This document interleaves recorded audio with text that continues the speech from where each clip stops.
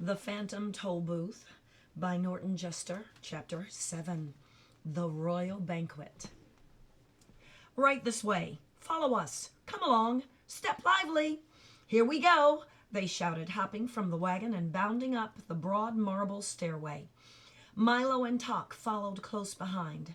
It was a strange-looking palace, and if he didn't know better, he would have said that it looked exactly like an enormous book, standing on end, with its front door in the lower part of the binding, just where they usually place the publisher's name. Once inside, they hurried down a long hallway, which glittered with crystal chandeliers and echoed with their footsteps. The walls and ceilings were covered with mirrors, whose reflections danced dizzily along with them, and the footmen bowed coldly. "We must be terribly late," gasped the Earl nervously as they reached the tall door of the banquet hall. It was a vast room, full of people loudly talking and arguing. The long table was carefully set with gold plates and linen napkins. An attendant stood behind each chair, and at the center, raised slightly above the others, was a throne covered with crimson cloth. Directly behind, on the wall, was the royal coat of arms, flanked by the flags of Dictionopolis. Milo noticed many of the people he had seen in the marketplace. The letter man was busy explaining to an interesting group the history of the W. And off in the corner, the humbug and the spelling bee were arguing fiercely about nothing at all. Officer Shrift wandered through the crowd, suspiciously muttering, "Guilty, guilty, they're all guilty," and on noticing Milo, brightened visibly and commented in passing, "It is 6 million years already? How? My, how time flies."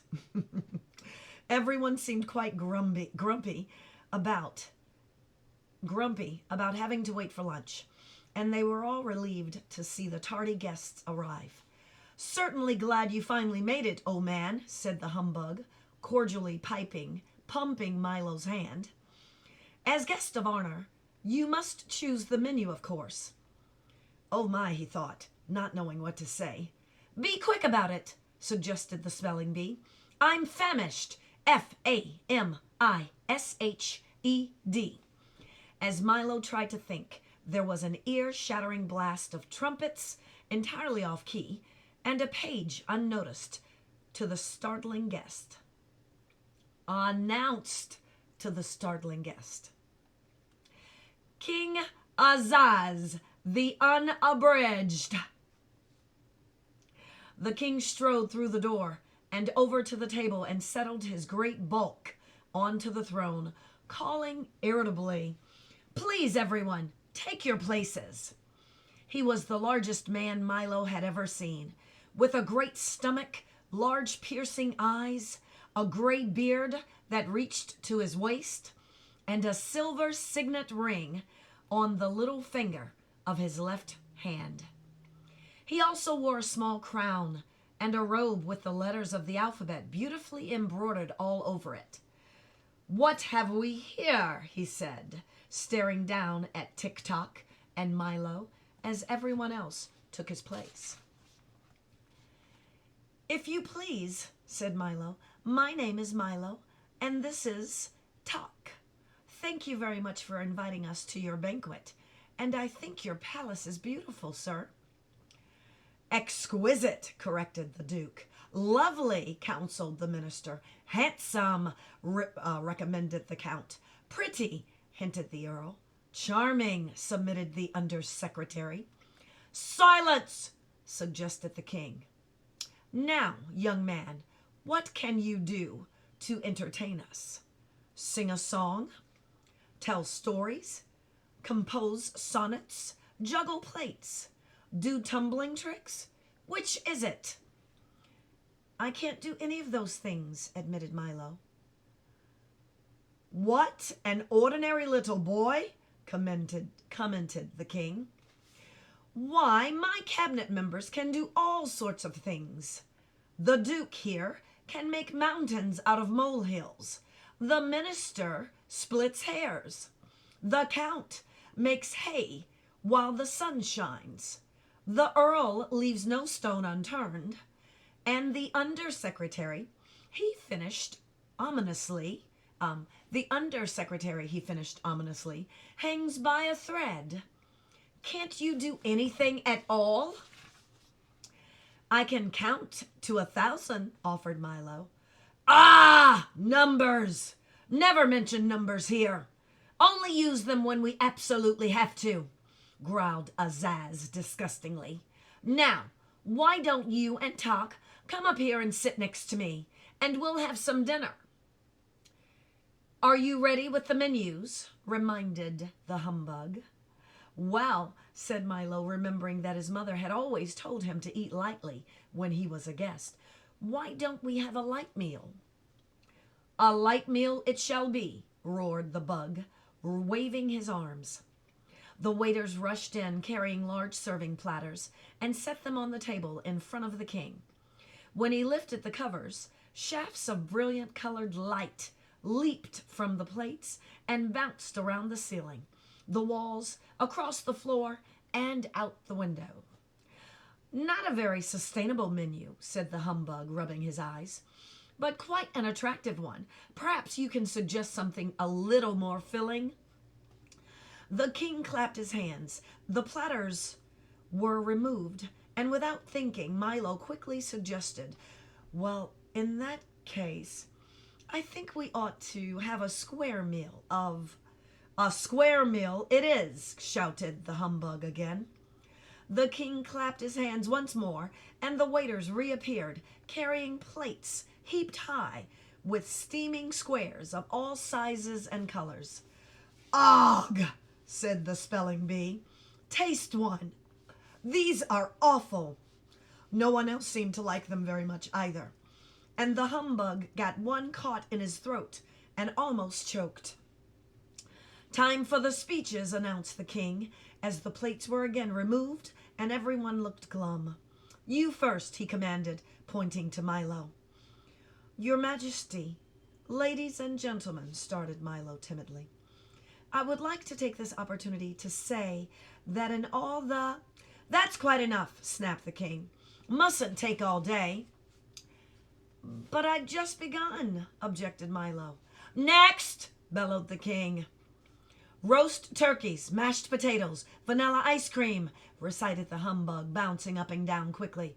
What a strange speech, thought Milo, for he'd heard many in the past and knew that they all were supposed to be long and dull. Hamburgers, corn on the cob, chocolate pudding, pudding, said the spelling bee in his turn. Frankfurters, sour pickles, strawberry jam, shouted Officer Schrift from his chair. Since he was taller, sitting than standing, he didn't bother to get up. And so down the line it went, with each guest rising briefly, making a short speech, and then resuming his place. When everyone had finished, the king rose.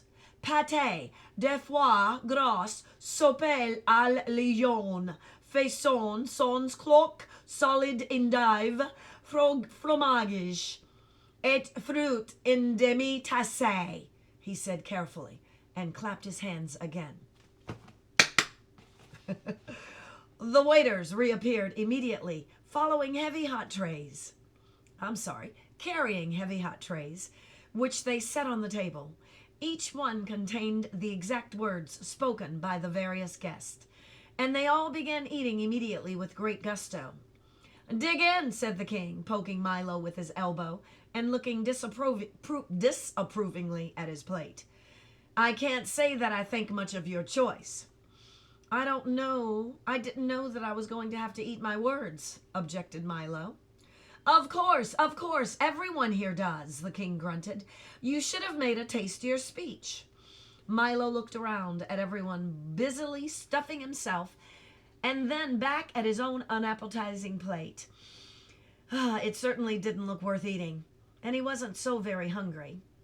And he was so very hungry. Here, try some somersault, suggested the Duke. It improves the flavor. Have a rigmarole, offered the Count, passing the bread basket. Or a ragamuffin, seconded the minister. Perhaps you'd care for a synonym bun, suggested the Duke. Why not wait for your just dessert, mumbled the Earl indistinctly, his mouth full of food. How many times must I tell you not to bite off more than you can chew? Snapped the undersecretary, patting the distressed Earl on the back. In one ear and out the other, scolded the Duke, attempting to stuff one of his words through the Earl's head. If it isn't one thing, it's another, chided the minister. Out of the frying pan, into the fire, shouted the Count, burning himself badly.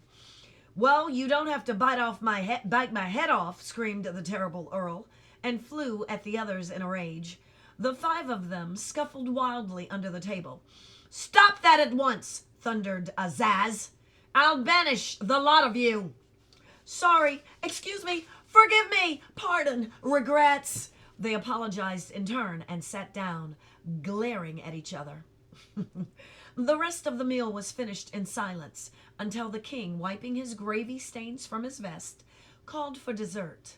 Milo, who had not eaten anything, looked up eagerly. We're having a special treat today, said the king, as the delicious smell of homemade pastry filled the banquet hall. By royal command, the pastry chef had worked all night in the half-bakery to make sure that... The half-bakery? Questioned Milo. Of course the half-bakery, snapped the king. Where do you think half-baked items come from now? Now please, don't interrupt.